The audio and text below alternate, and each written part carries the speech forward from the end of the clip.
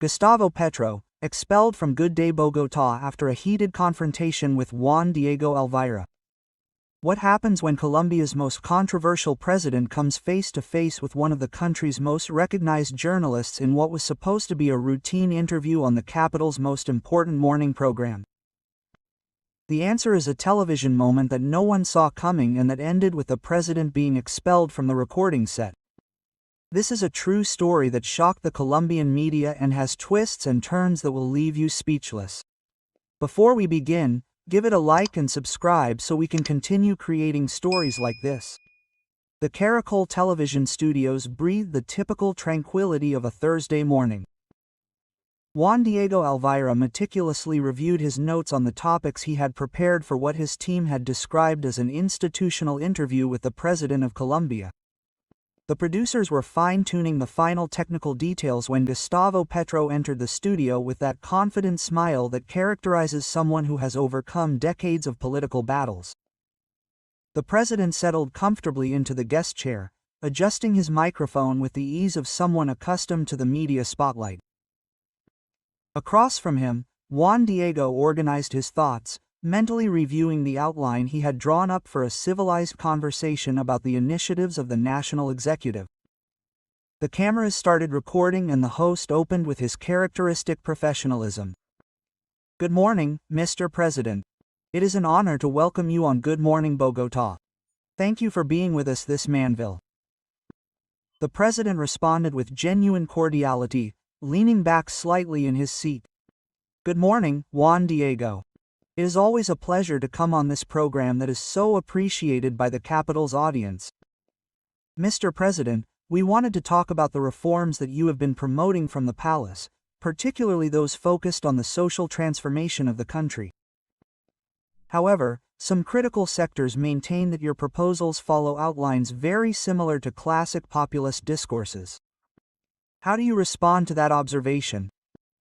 The president's expression changed subtly. His smile remained, but something in his gaze hardened almost imperceptibly. "Well, Juan Diego, I think those sectors should examine the proposals before making premature judgments.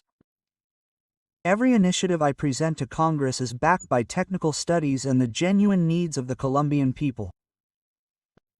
The journalist leaned forward, sensing that he could delve deeper into the subject. "But, Mr. President, there is an identifiable pattern here. The leftist leader who emerges from the people to save the day with radical policies and anti-establishment rhetoric. Some analysts suggest that he simply applies variations of the same ideological formula." The studio fell into an expectant silence. The producers began to notice that the temperature of the conversation had changed drastically from what was planned.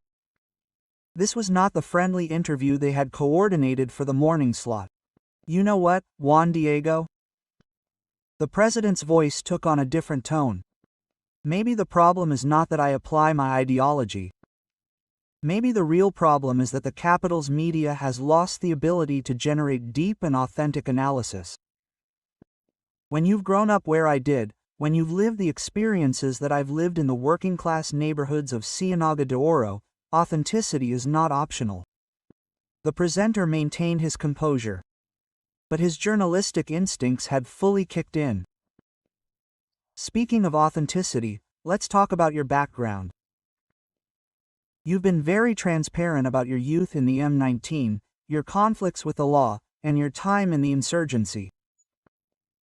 You're not worried that your confrontational policies might irresponsibly glorify violence, given the presidential platform you wield?" The question hung in the air like a direct challenge. The president's jaw visibly clenched, and for a moment the only sound in the studio was the barely audible hum of the recording equipment. "It's an interesting perspective," Juan Diego replied in a deceptively calm voice. "Irresponsible, let me ask you a question. Have you ever found yourself in a situation where you had to fight for social justice directly? You lived in the southern neighborhoods of Bogotá, where violence wasn't something you saw on the news, but something that determined whether or not your family had a future." The anchor kept his composure, but a new tension was evident in his body language. Mr. President, I'm not questioning your life experiences. I'm asking you about the responsibility that comes with leading 50 million Colombians. Leading. The president laughed, but there was no humor in his expression. Juan Diego, I never asked to be the perfect leader that the traditional media expects. What I sought was the opportunity to transform the injustices experienced by the most vulnerable Colombians. But people in your social standing want to reduce everything to a matter of media analysis.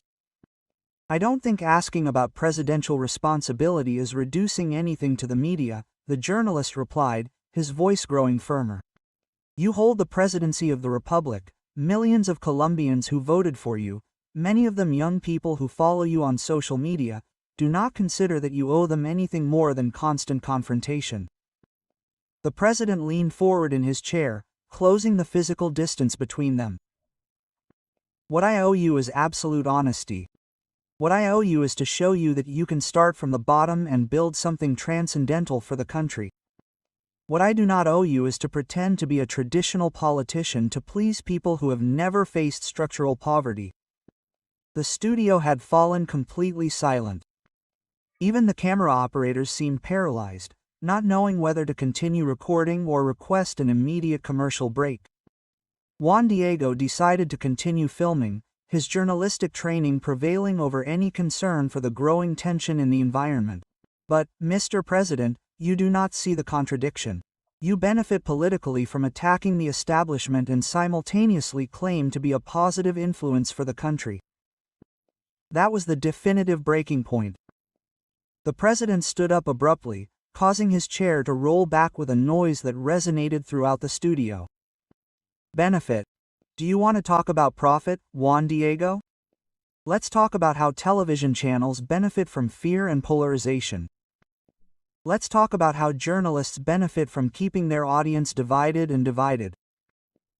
At least when I do politics, people know that I'm defending those most in need.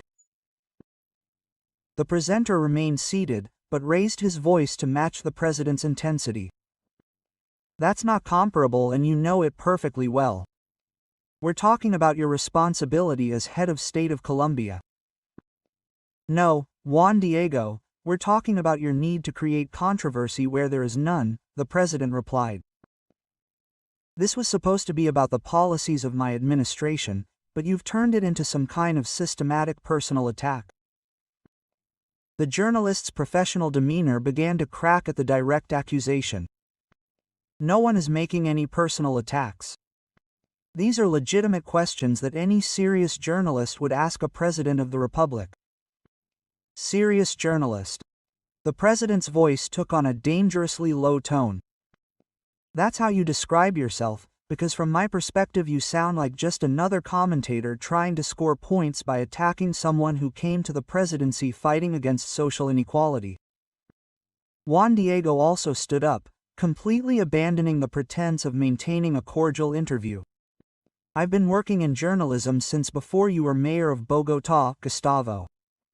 I don't need lessons in professional integrity from someone whose idea of governing is to constantly attack the country's democratic institutions.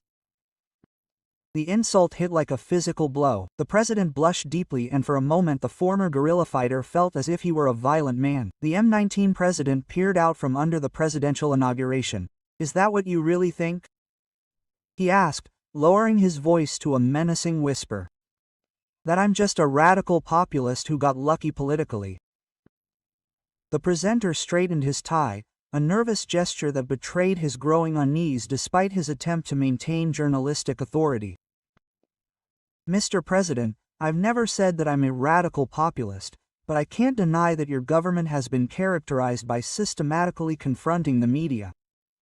You're right, Juan Diego, the president said, stepping toward the table that separated them. My government has been characterized by confronting corruption and defending the most vulnerable in the country. What characterizes your journalism? Asking leading questions to people who are genuinely trying to change Colombia. The studio team exchanged nervous glances. The situation was getting much more out of control than they had anticipated, and there was no commercial break scheduled for another 8 full minutes. My journalism is based on holding public officials accountable, Juan Diego replied, his voice firm but his knuckles white as he gripped his chips. When someone holds the presidency of the republic, they must expect to be the subject of constant public scrutiny. He realized that the president's childhood coastal accent grew more pronounced with every word. For trying to change a deeply unequal country, for giving hope to those who never had real opportunities? Or are you trying to hold me accountable for having the audacity to rise to the presidency while on an armed insurgency? The presenter felt the interview was getting completely out of hand, but his competitive instincts kicked in automatically. I'm trying to have an honest conversation about the policies your government is implementing, especially toward young people who might interpret confrontation as the only viable solution to the country's problems. Confrontation as a solution, the president laughed bitterly. Juan Diego, have you studied any of my government policies or have you only read the headlines your research team has provided you with? Because if you had studied them, you would have. If you look closely, you would know that my government seeks total peace, national dialogue and historical reconciliation, but it remains confrontational, isn't it? The journalist insisted. The president always fights through harsh speeches, through systematic attacks on traditional elites. What kind of message does that send to Colombian youth? The president shook his head, visibly frustrated. The message he sends is that sometimes leaders have to confront corrupt structures of power, that sometimes when the system systematically excludes the majority, someone has to find the courage to defend those forgotten by history. But you wouldn't understand that, would you, Juan Diego? Because you've spent your entire career safely behind a camera asking questions, but without having to really live with the consequences of structural poverty. The personal attack hit the mark. The presenter's professional composure visibly cracked in front of the cameras. That's completely unfair and you know it perfectly well. Journalism is about asking the powerful tough questions, not living every social experience firsthand. The president really challenged him, because it seems to me that journalism has become about creating narratives that fit whatever agenda generates the most television ratings. You came to this interview with a story already written in your head, didn't you? I came to this interview prepared to ask legitimate questions about your government and its public policies, Juan Diego replied. If you can't stand that level of journalistic scrutiny, perhaps you shouldn't be giving interviews to the media at all. The suggestion that he couldn't handle the pressure was like waving a red flag in front of an enraged bull. The president's eyes flashed with genuine, suppressed anger. Withstanding scrutiny. Juan Diego, I've been scrutinized my entire life by the military, prosecutors, the media, people who think they know who I am because of my past in the M19. The difference between you and me is that when people scrutinize me, I don't hide behind false objectivity. I fully own my historical decisions. And what about the decision to walk away from this interview? The host asked with a subtle defiant tone in his voice. Because that's exactly what he's doing right now. There's no running away when the questions get really tough. The accusation left the president momentarily speechless. He froze completely, processing the direct suggestion of cowardice. When he spoke again, his voice was dangerously calm.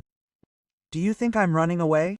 He asked, feeling like he had regained some of his lost control. I think you're used to it. To interviews where they throw easy questions at you about your presidential achievements and your upcoming political projects. I think that when someone asks you to think critically about the consequences of your government, you automatically go on the defensive. Defensive, the president repeated as if he were tasting something bitter. Juan Diego, do you want to see someone really defensive? You are defensive right now. You hide behind your press credentials to avoid admitting that you came to this interview looking for deliberate confrontation. I am doing my professional job, the presenter insisted, his voice growing increasingly tense. Your job, the president's voice rose again. Your job is to truthfully inform Colombians, not to create television drama to boost audience ratings, but that's really what it's all about, isn't it? You need something controversial to happen because traditional programs are losing viewership massively to social media and alternative digital media. The accusation hit the mark and Juan Diego's professional mask slipped completely. That is absolutely ridiculous. Good morning. Bogotá has been one of the most watched morning shows in the Colombian capital for years. The president really took advantage of his tactical advantage because from what I've seen in the numbers, you're desperately fighting to stay relevant in a world where Colombians can get their news from any digital platform. So you invited me here in the hope that I'll say something stupid so that you can have your viral moment on social media. Nobody wanted me to say anything stupid, Mr. President. We wanted to have an intelligent and respectful conversation about your government administration, the presenter replied, his voice growing weaker. An intelligent conversation. The president openly scoffed. This is not smart, Juan Diego. You're trying to create public outrage because you think that way you'll be a trending topic on Twitter and TikTok. Well, congratulations. You'll probably get exactly what you wanted all along. The presenter realized that the interview had completely derailed, but his professional pride wouldn't allow him to publicly back down. If this is what passes for appropriate speech from Colombia's top political leaders, then perhaps the critics are right about the troubling state of our democracy today. The condescending tone was the straw that broke the camel's back.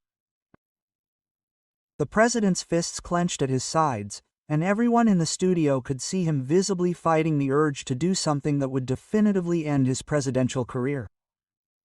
You know what, Juan Diego? You're right about one thing, this conversation is completely over.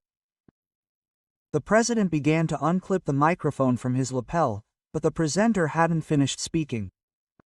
So that's that. When the conversation gets really tough, Gustavo Petro simply walks out of the studio. I guess that's the kind of leadership his progressive government celebrates. Someone who automatically gives up when things get really complicated. The words left the president completely paralyzed. His hand froze on the microphone clip, and he slowly, deliberately, turned toward the presenter. The look in his eyes caused several members of the technical team to unconsciously take a step back. What exactly did you just say? The president's voice was barely a whisper, but it resonated in the silent studio like a direct threat.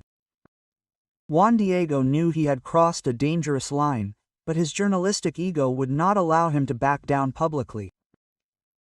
Maybe this is who you really are.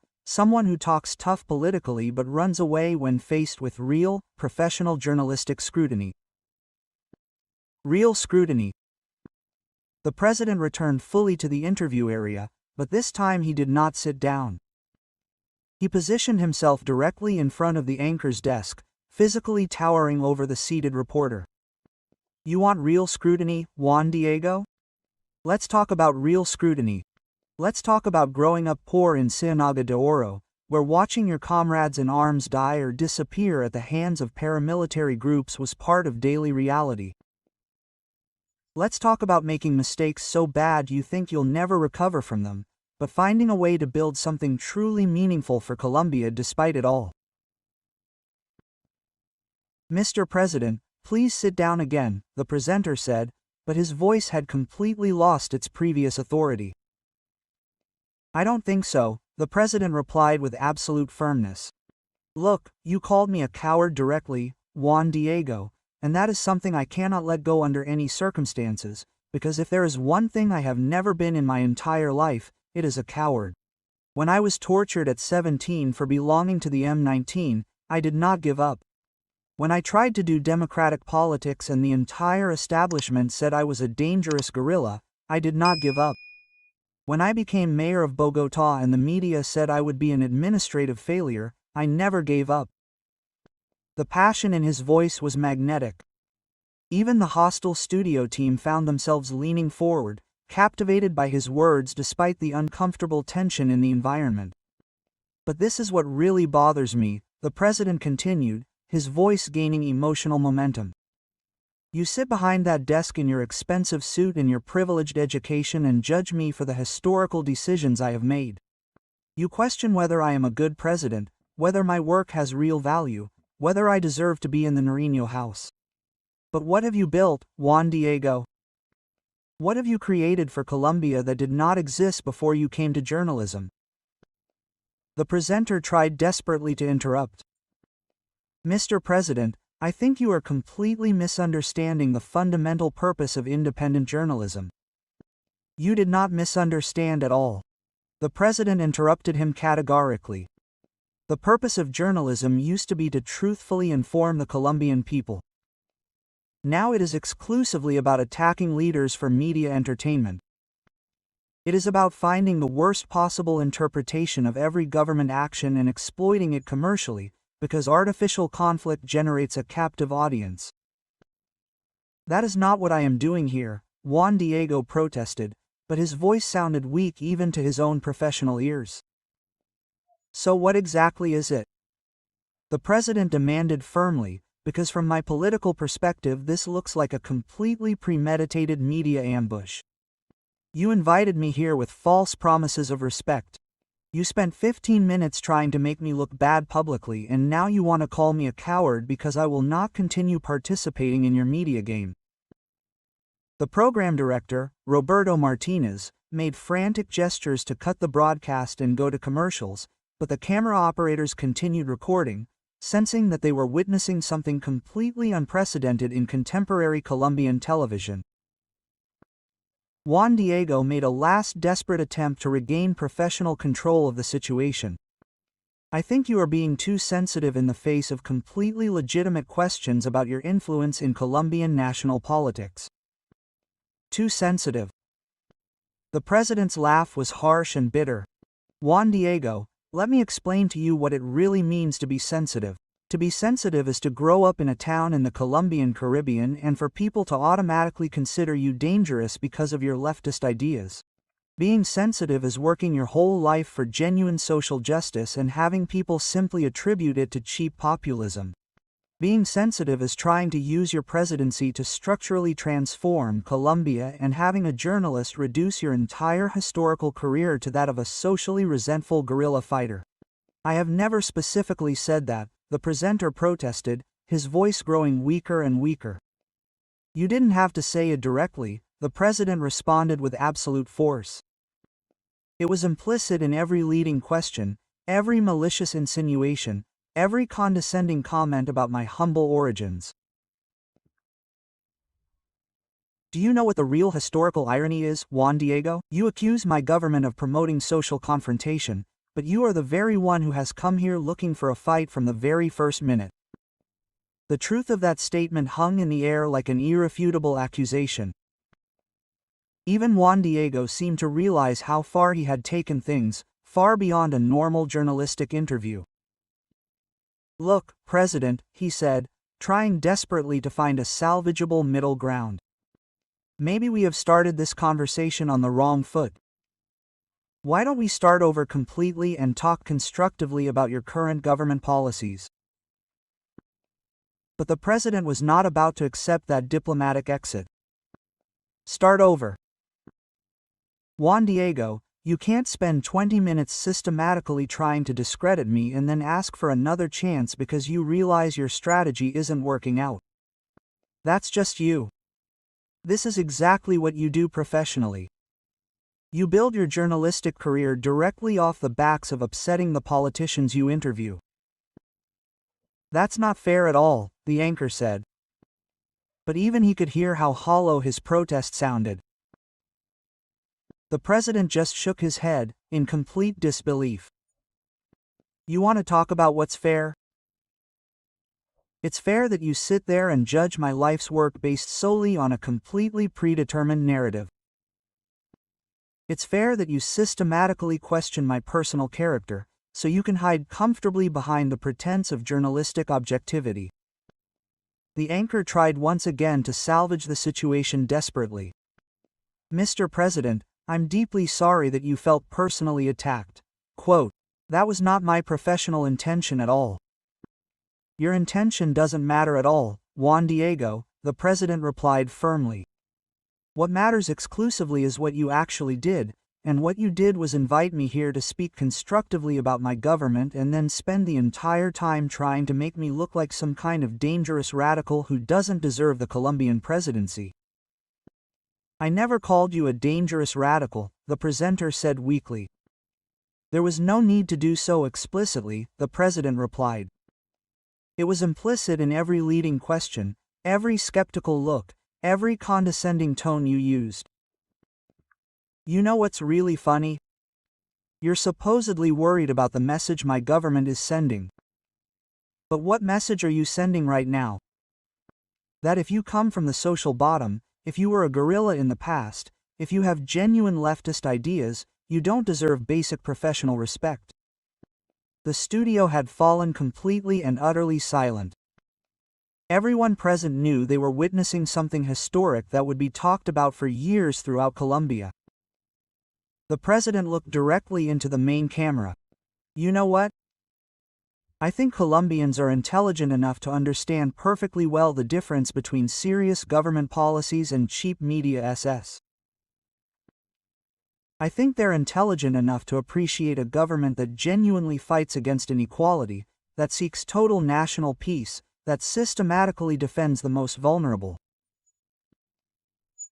But apparently, some people in the media think Colombians are too stupid to distinguish between the two.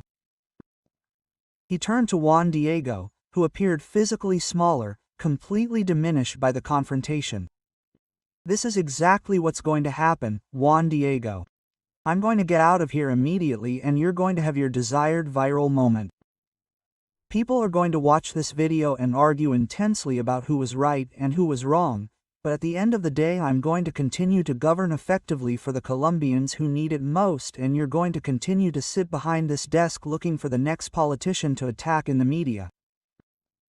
The president returned to the microphone, but this time the presenter didn't try to stop him at all. One more thing, he said, as he finally removed the device. The next time you want to have an honest conversation about my government, try studying the policies first. You might learn something important about the difference between confronting structural injustice and attacking for the sake of attacking in the media. With that, he dropped the microphone on Juan Diego's desk and walked steadily toward the studio exit. The cameras followed him until he disappeared completely through the door, leaving behind a completely stunned presenter and a studio full of people who knew they had just to witness a historic moment for Colombian television. But the story doesn't end there. What no one expected was what happened next. That's how the president left the Caracol building. The program's director, Roberto Martinez, made an unprecedented decision. His authoritative voice could be heard over the studio speakers. Juan Diego immediately cut the broadcast short. President Petro is officially expelled from Good Day Bogotá for inappropriate and disrespectful behavior toward our journalistic team. The audience was left in total shock. Never before in the history of Colombian television has a president been expelled from a live program for inappropriate behavior. Juan Diego remained seated for several seconds before finally looking at the camera and saying in a shaky voice, but regaining his professional composure. Dear viewers, due to unforeseen circumstances and the inappropriate behavior of the guest, we will take our scheduled commercial break. We'll be back in a few minutes. But everyone knew that nothing would ever be the same after what had just happened live on national television. The episode generated an unprecedented media crisis. Social media exploded with opinions were divided like never before. The president's supporters denounced a premeditated media ambush and defended his right to tolerate no disrespect. While critics pointed out his lack of presidential composure and his inability to handle legitimate questions from the press, Juan Diego Alvira faced weeks of scrutiny over his interview style. Some praised him as an example of courageous journalism that is not intimidated by power. Others criticized him for having lost control of the situation and needlessly provoking the president. Good morning. Bogotá saw its ratings skyrocket to historic levels, but it also lost credibility as a space for constructive dialogue between the government and its citizens. The expulsion marked a turning point in relations between the Petro government and the media in Colombia. Several channels temporarily suspended invitations to the president. In this way, he hardened his position against what he called trench journalism, which seeks confrontation over information. The subsequent analysis revealed fascinating aspects of the confrontation. Political communication experts pointed out that both actors had fallen into the classic traps of the confrontational journalism. The interviewer seeking the viral moment and the interviewee responding with defensive aggression instead of maintaining institutional calm. Political sociologist Carmen Rodriguez analyzed the episode as a reflection of the extreme polarization that Colombia is experiencing. What we saw was not a journalistic interview, it was a head-on clash between two irreconcilable visions of the country. Juan Diego represented the traditional, educated Colombia that demands institutional respect. Petro represented the excluded, resentful Colombia that rejects traditional forms of power. The episode also revealed the internal tensions of contemporary Colombian journalism. The Foundation for Press Freedom issued an ambiguous statement that defended both the journalists' right to ask difficult questions and the dignity of the interviewees, without taking a clear position on who had acted correctly. For its part, the government used the episode to reinforce its narrative of media persecution. On social media, Petro's followers shared thousands of memes ridiculing the journalist and praising the president for not allowing himself to be humiliated by the media oligarchy. Opponents, on the other hand, used the video was used as evidence of the president's lack of presidential temperament and his inability to handle situations of institutional stress. The episode had lasting consequences.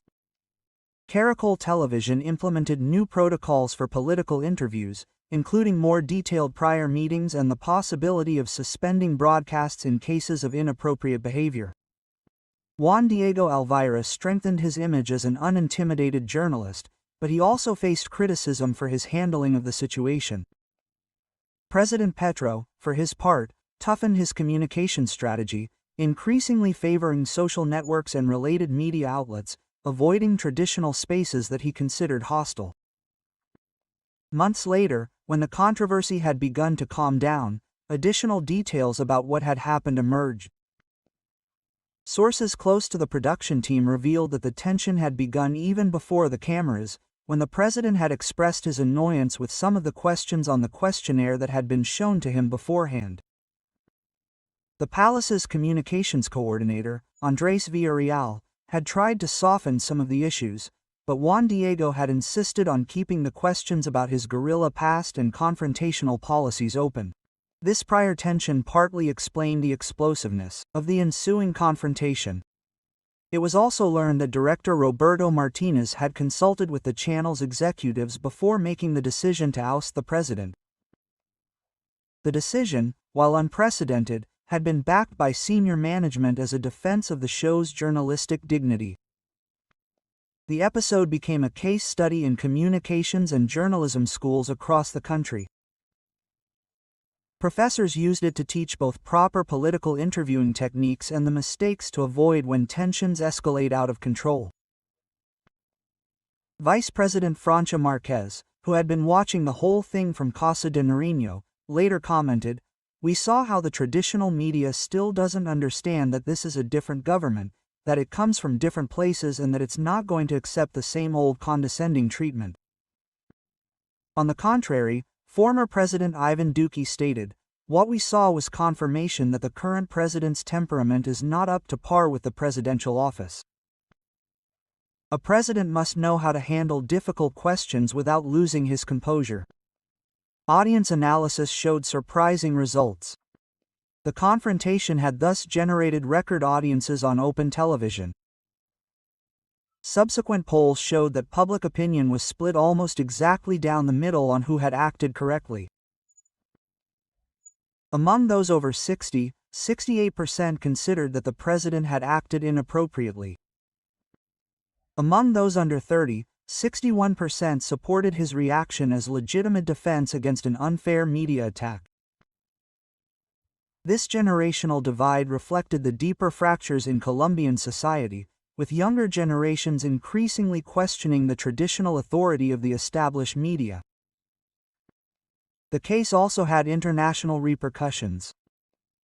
Latin American media outlets covered the episode extensively, with divided analysis on whether it represented a strengthening of Colombian democracy by showing that no power was above scrutiny or its weakening by demonstrating the inability of fundamental institutions to engage in dialogue.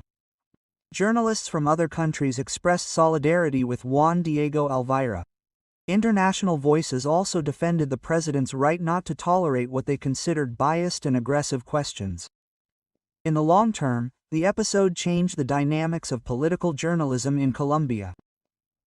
Interviewers became more cautious, but also more prepared. Politicians, for their part, developed more sophisticated strategies to handle difficult questions without falling into direct confrontations. The Good Morning Bogotá effect became a required reference in political communication and crisis management courses. Both journalists and politicians studied the video to understand how a routine interview can escalate into a national crisis. Juan Diego Alvira never interviewed President Petro again.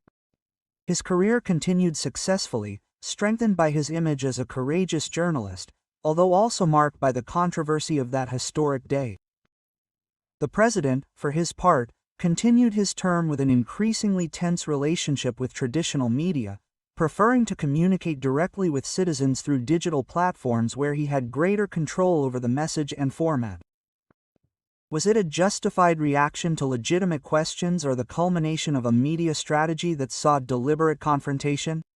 What do you think about this historic confrontation? Do you think the president acted correctly in defending his dignity or that Juan Diego Alvira was simply fulfilling his journalistic duty? Leave your opinion in the comments and tell us what you think about this crisis that deeply divided Colombia and marked a before and after in the relationship between political power and the media in our country. Yeah,